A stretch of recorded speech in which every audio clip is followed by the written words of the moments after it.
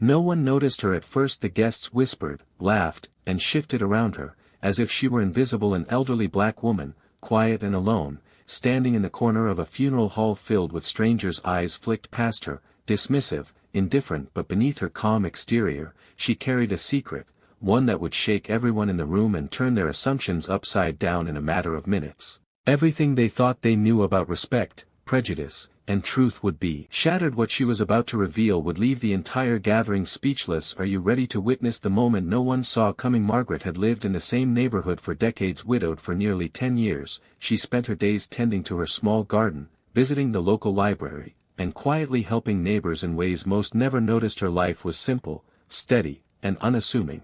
But beneath her gentle demeanor lay a strength forged by years of facing subtle injustices and quiet prejudices. She had learned to navigate a world that often ignored her, dismissed her, or assumed she didn't belong. On that day, Margaret received an invitation to the funeral of a community member she had known for years. It seemed ordinary, yet something felt different as she prepared herself. The hall was buzzing with people she barely recognized, strangers dressed in black, their conversations low but sharp. As she entered, a familiar weight settled on her shoulders, the weight of being overlooked, underestimated, and silently judged. She sensed that today, the ordinary rules of polite disregard would clash with a truth no one expected, and that the moment would change the way they all saw her forever. As Margaret stepped further into the hall, the murmur of conversation seemed to swell around her, yet no one acknowledged her presence. Chairs were already filled with familiar faces, and yet a space in the front row, the place of honor, closest to the casket, was left empty. She hesitated,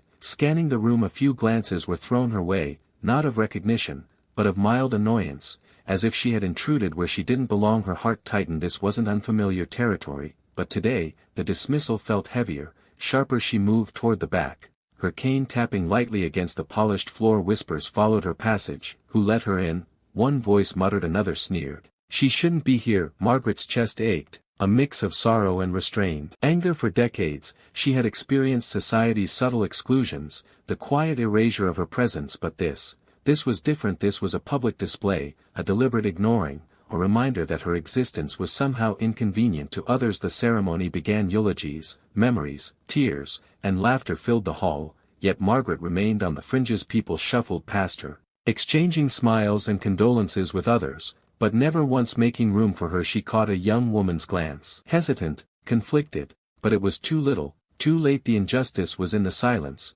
the collective choice to pretend she didn't matter. Each word spoken by the speakers echoed in her mind, highlighting her invisibility. Then, a moment of unexpected tension. The casket lid shifted slightly as it was closed, and a hush fell over the room. Margaret's eyes fixed on the deceased's family, who had gathered close, their grief palpable. She felt the urge to step forward, to assert her presence, but something deeper simmered within her, a quiet determination, a reckoning long overdue. The room had written her off, assumed her irrelevant, and yet she carried knowledge that would flip the scene entirely. Guests began to rise, preparing to leave. Conversations hummed again, polite and superficial. Margaret's hand hovered over the small envelope she had brought, a letter, a photograph, a detail only she knew, a truth that connected her to the deceased in a way no one else could comprehend. Her heart pounded, anticipation mingling with fear. What she was about to reveal would demand attention. Would they see her then, or would they continue to dismiss her presence, blinded by their assumptions? The question hung in the air,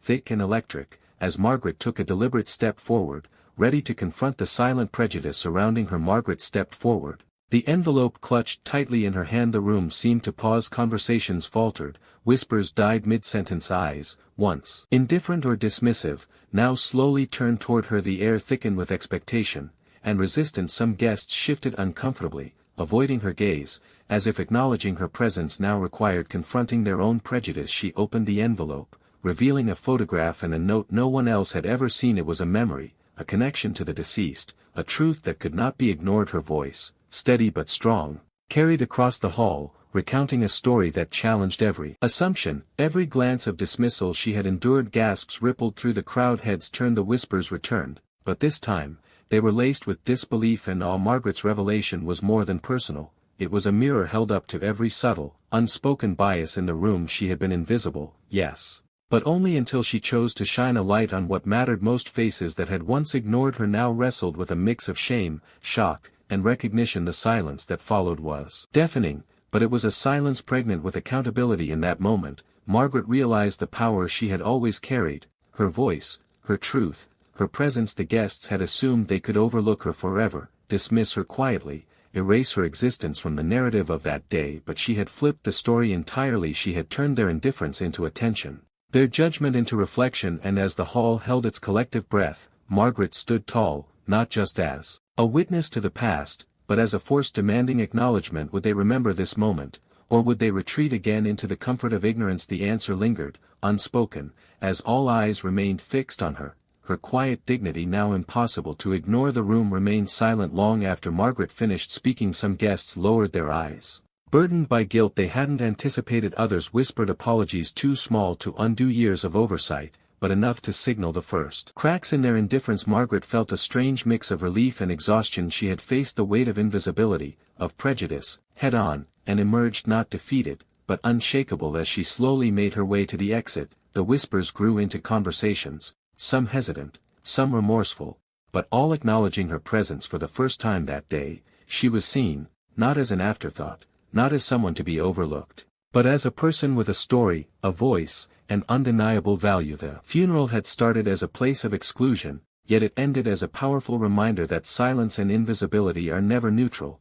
They carry consequences, subtle but real. Margaret's courage that day was more than personal triumph. It was a reflection of the countless unseen struggles faced by Black individuals navigating a world that often dismisses them. It reminded everyone present, and now everyone watching, that racism isn't always loud or violent. Sometimes it's quiet, insidious, and woven into ordinary moments. Yet even in these moments, resistance, dignity, and truth can shatter assumptions and demand recognition. Her story leaves us with a question that lingers long after the ceremony ends. How many times do we walk past someone, invisible in plain sight, before we stop and truly see them? And when we finally do, will we act with empathy, with acknowledgement, with justice, or will we let another opportunity for change slip away? Margaret left that hall not just having revealed a secret, but having revealed a truth about humanity itself, that every voice, every presence, every story matters. And if we dare to notice, to listen, and to act, perhaps the world can start to see,